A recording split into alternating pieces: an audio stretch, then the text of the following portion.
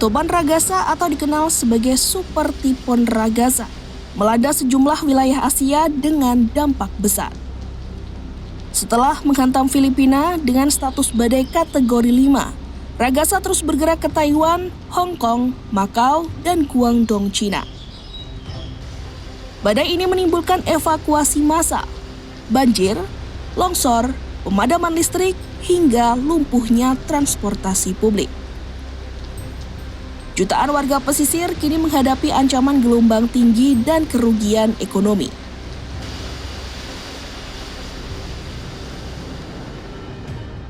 Filipina menjadi negara pertama yang merasakan hantaman penuh topan Ragasa. Badai mendarat di Pulau Panuitan, Cagayan, Senin 22 September 2025 dengan kecepatan angin 267 km per jam. Kecepatan angin yang sangat tinggi merusak ribuan rumah dan memutus akses jalan utama. Pemerintah melaporkan lebih dari 8.200 warga dievakuasi di Cagayan dan 1.220 lainnya di Apayao. Presiden Filipina Ferdinand Marcos Jr. juga menangguhkan seluruh aktivitas pemerintahan dan sekolah di 29 provinsi untuk mengurangi resiko korban. Bencana ini menimbulkan korban jiwa dan hilang. 1 orang tewas akibat longsor di Benguet, sementara 6 nelayan dilaporkan hilang di lepas pantai Luzon. Selain itu, pemadaman listrik meluas ke Calayan dan Apayao.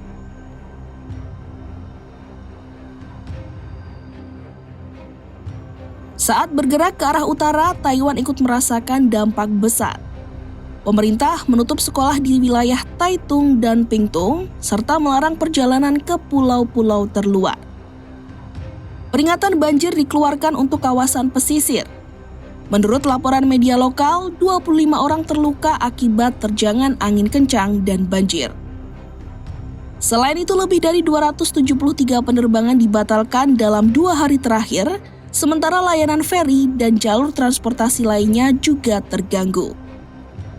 Otoritas Taiwan meminta warga untuk tetap berada di rumah dan mempersiapkan kebutuhan darurat, mengingat gelombang laut tinggi diperkirakan akan terus mengancam wilayah timur pulau tersebut.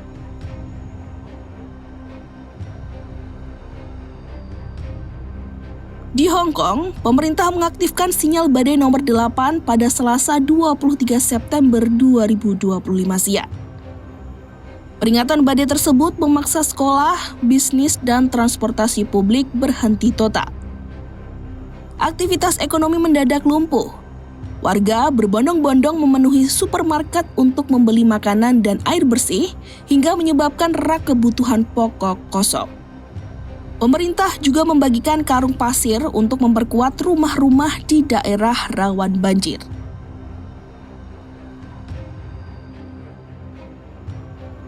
Sementara itu, Macau mengambil langkah ekstrim dengan menutup seluruh kasino sejak Selasa 23 September 2025 sore.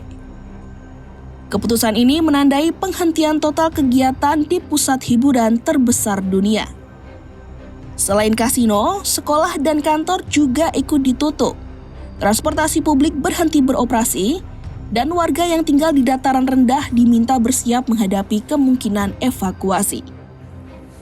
Polisi Macau bahkan dikerahkan untuk mengawasi titik-titik rawan banjir. Dalam hitungan jam, kota yang biasanya ramai dengan wisatawan berubah menjadi lengang.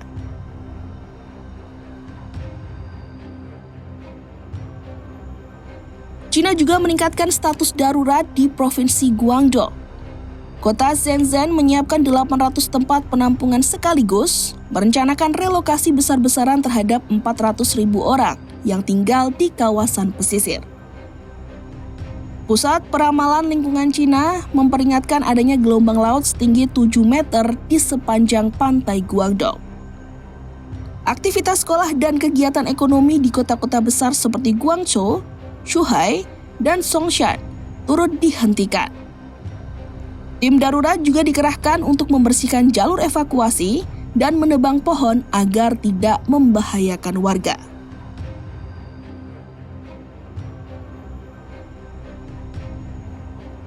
Ragasa yang sempat mencapai kategori 5 dengan kecepatan angin di atas 260 km per jam dinobatkan sebagai badai terkuat di dunia tahun 2025.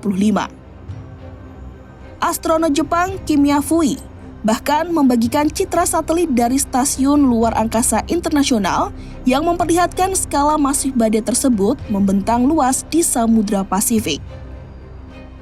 Meski kini melemah ke kategori 4, badai tetap menimbulkan kerusakan signifikan di kawasan pesisir Asia. Dengan statusnya sebagai badai terkuat di dunia pada 2025, Super Typhoon Ragasa meninggalkan catatan kelam sebagai salah satu peristiwa meteorologi paling berbahaya tahun ini. Meski diperkirakan melemah dalam beberapa hari ke depan, para ahli menegaskan bahwa resiko bencana sekunder tetap besar dan menjadi pengingat bahwa kawasan Asia masih sangat rentan terhadap badai tropis berskala global.